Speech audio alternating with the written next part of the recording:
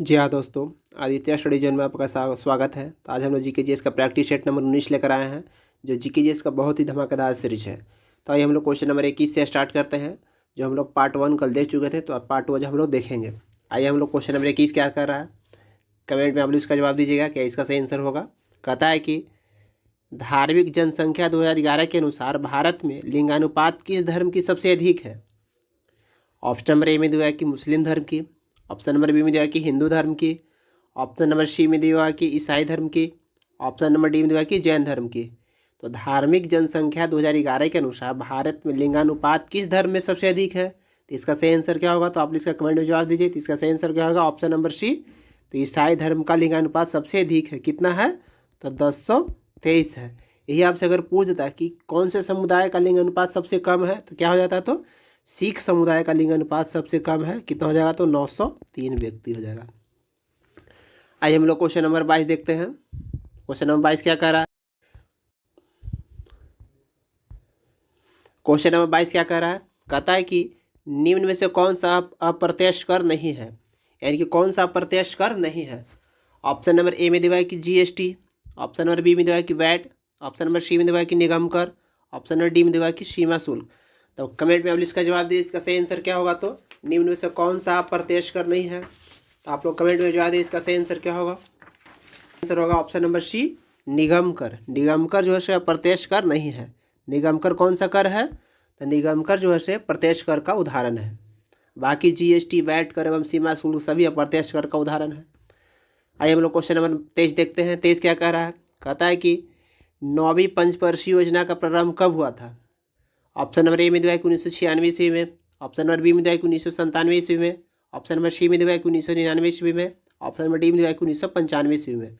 तो 9वीं पंचवर्षीय योजना का प्रारंभ कब हुआ था, इसका सही आंसर क्या होगा। तो कमेंट में आप इसका जवाब दीजिए। तो इसका सही आंसर होगा ऑप्शन नंबर बी, 1997 ईस्वी में। यही आपसे अगर पूछ देता कि पंचवर्षीय योजना का प्रारंभ कब हुआ था, तो पंचवर्षीय योजना का प्रारंभ 1951 में हुआ था। यह रूस के मॉडल से ही स्टार्ट किया गया है। आइए हम लोग क्वेश्चन नंबर 24 देखते हैं। 24 क्या कह रहा है, क्वेश्चन नंबर 24 कह रहा है, कहता है कि भारत का एकमात्र तैरता हुआ राष्ट्रीय उद्यान कौन सा है। ऑप्शन नंबर ए में दिया है कि Jim Corbett, option number B में दिया है कि Keibul Lamjao, option number C में दिया है कि मानस, ऑप्शन नंबर डी में दिया है कि बुक्सा राष्ट्रीय पार्क। तो भारत का एकमात्र तैरता हुआ राष्ट्रीय उद्यान कौन सा है, तो इसका सही आंसर क्या होगा। तो इसका सही आंसर होगा option number B, Keibul Lamjao national park जो है भारत का एकमात्र तैरता हुआ राष्ट्रीय उद्यान है। यह कौन से स्टेट में स्थित है, तो मणिपुर में स्थित है और लोकटक झील पर स्थित है केबुल लामजाओ नेशनल पार्क। यही आपसे अगर पूछ देता कि जिम कार्बेट नेशनल पार्क कौन सा स्टेट में स्थित है, तो जिम कार्बेट जो है सो उत्तराखंड में स्थित है, मानस जो है असम में स्थित है। यही आपसे अगर पूछ देता है बुक्सा राष्ट्रीय उद्यान कौन सा स्टेट में स्थित है, तो बुक्सा राष्ट्रीय उद्यान पश्चिम बंगाल में स्थित है। आइए हम लोग क्वेश्चन नंबर 25 देखते हैं। 25 क्या कर रहा है, क्वेश्चन नंबर 25 कह रहा है कि तारापुर केंद्र है, यानी कि तारापुर केंद्र किस किस चीज़ के लिए फेमस है। ऑप्शन नंबर ए में दिया है कि तापीय शक्ति का मुख्य केंद्र है, ऑप्शन नंबर बी में दिया है कि आणविक शक्ति का केंद्र है, ऑप्शन नंबर सी में दिया है कि पवन शक्ति का केंद्र है, ऑप्शन नंबर डी में दिया है कि सौर शक्ति का केंद्र है। तो तारापुर केंद्र किसके लिए फेमस है, तो इसका सही आंसर क्या हो जाएगा। तो आप लोग इसका कमेंट में जवाब दीजिए। इसका सही आंसर ऑप्शन नंबर बी, आणविक शक्ति का केंद्र है तारापुर। यह कौन सा स्टेट में स्थित है तारापुर, तो महाराष्ट्र में स्थित है। आइए हम लोग क्वेश्चन नंबर 26 देखते हैं। 26 क्या कह रहा है, कहता है कि रबी की फसल की कटाई कौन से महीने में होती है। ऑप्शन नंबर ए में दिया है कि जनवरी माह में, ऑप्शन नंबर बी में दिया है कि मार्च माह में, ऑप्शन नंबर सी में दिया है कि अगस्त माह में, ऑप्शन नंबर डी में दिया है कि सितंबर माह में। तो रबी की फसल की कटाई कौन से माह में होती है, तो इसका सही आंसर क्या होगा। तो ऑप्शन नंबर बी, मार्च महीने में होती है। यही आपसे अगर पूछ देता है कि रबी की फसल की बुआई कौन से माह में होती है, तो इसका सही आंसर क्या होता, तो अक्टूबर नवंबर में बुआई होता है और मार्च में इसका कटाई किया जाता है। आइए हम लोग क्वेश्चन नंबर 27 देखते हैं। 27 क्या कह रहा है, क्वेश्चन नंबर 27 कहता है कि भारत में उष्ण कटिबंधीय सदाबहार वन पाए जाते हैं, यानी कि भारत में उष्ण कटिबंधीय सदाबहार वन पाए जाते हैं, यानी कि कौन सा स्टेट में पाए जाते हैं। ऑप्शन नंबर ए में दिया है कि उत्तर प्रदेश में, ऑप्शन नंबर बी में दिया है कि झारखंड में, ऑप्शन नंबर सी में दिया है कि असम में, ऑप्शन नंबर डी में दिया है कि छत्तीसगढ़ में। तो भारत में उष्ण कटिबंधीय सदाबहार वन कौन से क्षेत्र में पाए जाते हैं, तो इसका सही आंसर क्या होगा। तो ऑप्शन नंबर सी, असम में पाए जाते हैं। और असम के अलावा कौन कौन से स्टेट में ऐसे वन पाए जाते हैं, तो इसका हो जाएगा मेघालय, त्रिपुरा और मिजोरम में भी पाए जाते हैं। आइए हम लोग क्वेश्चन नंबर 28 देखते हैं। 28 क्या कह रहा है, कहता है कि निम्न में से कौन सी झील कृत्रिम झील है। ऑप्शन नंबर ए में दिया कि डल झील, ऑप्शन नंबर बी में दिया कि चिल्का झील, ऑप्शन नंबर सी में दिया कि जय समंदर झील, ऑप्शन नंबर डी में दिया हुआ है कि नेकुचिलिया ताल झील। तो कृत्रिम झील का उदाहरण निम्न में से कौन सा है, तो इसका कमेंट में आप लोग इसका जवाब दीजिए। तो इसका सही आंसर क्या होगा, जय समंदर झील, जो से कृत्रिम झील का उदाहरण है। यही आपसे अगर पूछ देता कि सबसे बड़ा कृत्रिम झील कौन हो जाता, तो गोविंद बल्लभ सागर जो है से कृत्रिम झील सबसे बड़ा है, और दूसरे स्थान पर जय समंदर झील आता है। आइए हम लोग क्वेश्चन नंबर 29 देखते हैं। 29 क्या कह रहा है, 29 कहता है कि विश्व का सबसे गहरा समुद्र गर्त कौन सा है।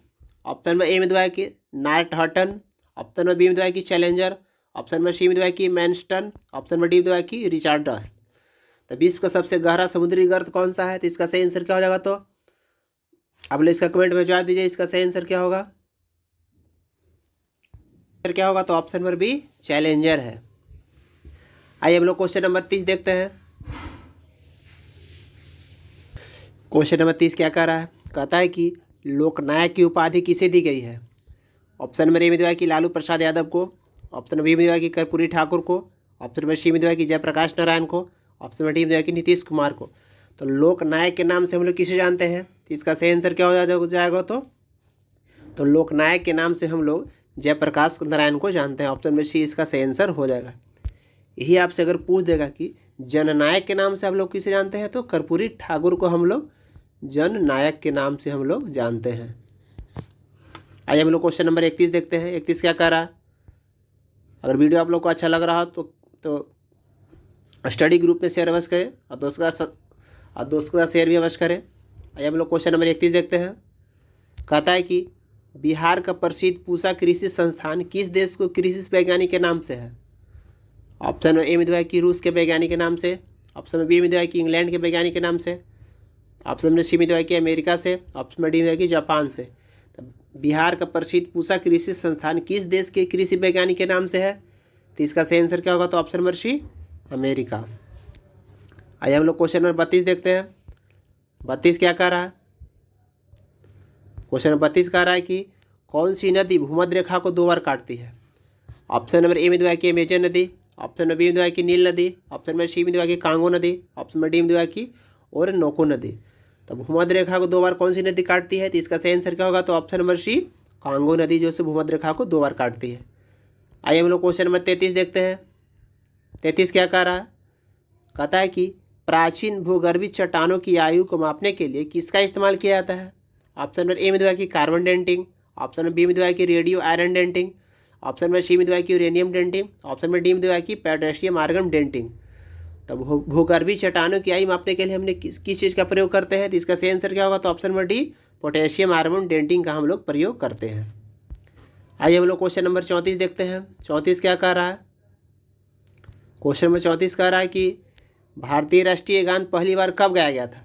ऑप्शन नंबर ए में दिया है कि 1910 ईस्वी में, ऑप्शन नंबर बी में दिया है कि 1911 ईस्वी में, ऑप्शन नंबर सी में दिया है कि 1947 ईस्वी में, ऑप्शन नंबर डी में दिया है कि 1945 ईस्वी में।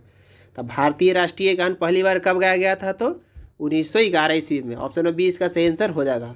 अब फुल डेट के साथ पूछेगा तो आप लोग क्या जवाब दीजिएगा, तो 27 दिसंबर 1911 ईस्वी को भारतीय राष्ट्रीय गान पहली बार गाया गया था कांग्रेस अधिवेशन में कोलकाता में। आइए हम लोग क्वेश्चन नंबर 35 देखते हैं। 35 क्या कह रहा है, क्वेश्चन नंबर 35 क्या कह रहा है, कहता है कि पंचायती राज किस संशोधन द्वारा लागू किया गया था।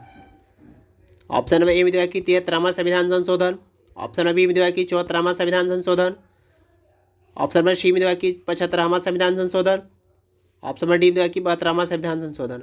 तो पंचायती राज किस संशोधन द्वारा लागू किया गया था, तो इसका सही आंसर क्या होगा, तो ऑप्शन नंबर ए 73वां संविधान संशोधन के द्वारा। 73वां संविधान संशोधन कब हुआ था, पंचायती राज किस संशोधन द्वारा लागू किया गया था, तो इसका सही आंसर होगा 73वां संविधान संशोधन के द्वारा। पारित कब हुआ था, तो पारित पूछे तो 1992 ईस्वी में हुआ था, लेकिन लागू पूछ देता तो 24 अप्रैल 1993 को लागू हुआ था।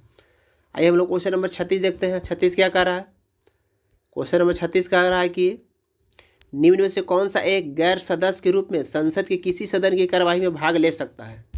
ऑप्शन नंबर ए में दिया है कि उपराष्ट्रपति, ऑप्शन नंबर बी में दिया है कि भारत के मुख्य न्यायाधीश, ऑप्शन नंबर सी में दिया है कि भारत का महान्यायवादी, ऑप्शन नंबर डी में दिया है कि मुख्य निर्वाचन आयुक्त। तो कमेंट में इसका जवाब दीजिए, इसका सही आंसर क्या होगा। तो ऑप्शन नंबर सी, भारत का महान्यायवादी जो है से किसी भी संसदीय कार्यवाही में भाग ले सकता है। अब महान्यायवादी का जिक्र संविधान के अनुच्छेद 76 में है। राष्ट्रपति और महान्यायवादी की नियुक्ति कौन करता है, तो भारत के राष्ट्रपति करते हैं। आइए हम लोग क्वेश्चन नंबर 37 देखते हैं।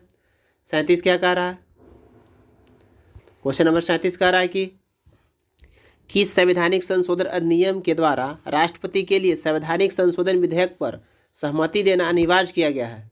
ऑप्शन नंबर ए में दिया है कि 24वां संविधान संशोधन, ऑप्शन नंबर बी में दिया है कि 42वां संविधान संशोधन, ऑप्शन नंबर सी में दिया है कि 44वां संविधान संशोधन, ऑप्शन नंबर डी में दिया है कि 48वां संविधान संशोधन।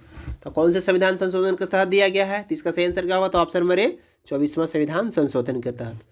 आइए हम लोग क्वेश्चन नंबर 38 देखते हैं। 38 क्या कह रहा है, क्वेश्चन नंबर 38 कह रहा है कि लोक लेखा समिति का अध्यक्ष कौन होता है। ऑप्शन नंबर ए में दिया है कि केंद्रीय मंत्रिमंडल द्वारा चयनित, ऑप्शन नंबर बी में दिया है कि लोकसभा अध्यक्ष द्वारा नियुक्त, ऑप्शन नंबर सी में दिया है कि राष्ट्रपति द्वारा नियुक्त, ऑप्शन नंबर डी में दिया है कि पीएससी सदस्यों द्वारा चयनित। तो इसका सही आंसर क्या होगा। तो क्वेश्चन नंबर 38 का तो ऑप्शन नंबर बी, लोकसभा अध्यक्ष द्वारा नियुक्त होता है लोक लेखा समिति का अध्यक्ष। आइए हम लोग क्वेश्चन नंबर 39 देखते हैं। 39 क्या कह रहा है, कहता है कि क्वेश्चन नंबर 39 कहता है कि बलवंत राय मेहता समिति का संबंध किस क्षेत्र से है। ऑप्शन नंबर ए दिया है कि पंचायती राज से, ऑप्शन नंबर बी में दिया है कि मौलिक अधिकार से, ऑप्शन नंबर सी में दिया है कि मूल कर्तव्य से, ऑप्शन नंबर डी में दिया है कि नीति निर्देशक तत्वों से। तो बलवंत राय मेहता समिति का संबंध किस विषय से है, तो इसका सही आंसर क्या होगा। तो ऑप्शन नंबर ए पंचायती राज से है। अब बलवंत राय मेहता समिति का गठन कब हुआ था, तो 1957 ईस्वी में हुआ था। आइए हम लोग क्वेश्चन नंबर 40 देखते हैं। और कह रहा है, कहता है कि राज्य का वास्तविक कार्यपालिका का प्रधान कौन होता है। ऑप्शन में ए में दिया है कि राज्यपाल, ऑप्शन में बी में दिया है कि मुख्यमंत्री, ऑप्शन नंबर सी में दिया है कि राजगृह सचिव, ऑप्शन नंबर डी में दिया है कि मंत्री परिषद। तो इसका सही आंसर क्या होगा। तो ऑप्शन नंबर बी, मुख्यमंत्री जो है सो राज्य की कार्यपालिका का प्रधान होता है। ऑप्शन नंबर बी इसका सही आंसर होगा।